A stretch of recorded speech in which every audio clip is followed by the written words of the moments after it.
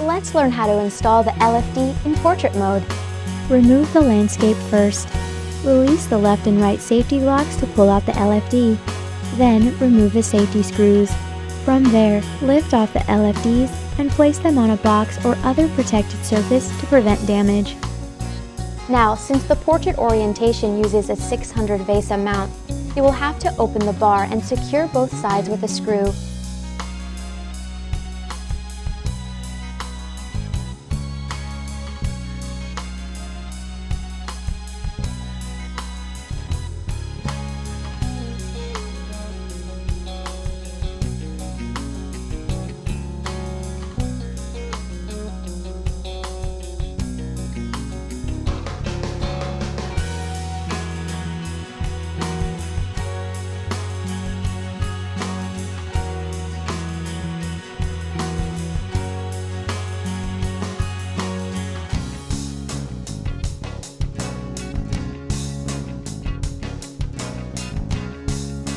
Now, to use the wall mount in portrait orientation, reassemble it.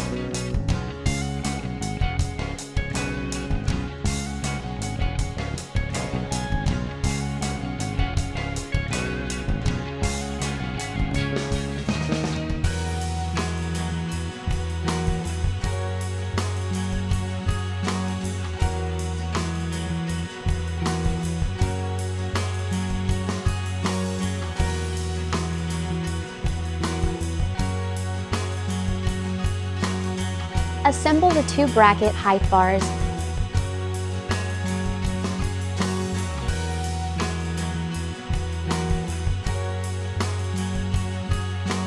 Also make sure the top and the arrow is pointed to the top of the unit.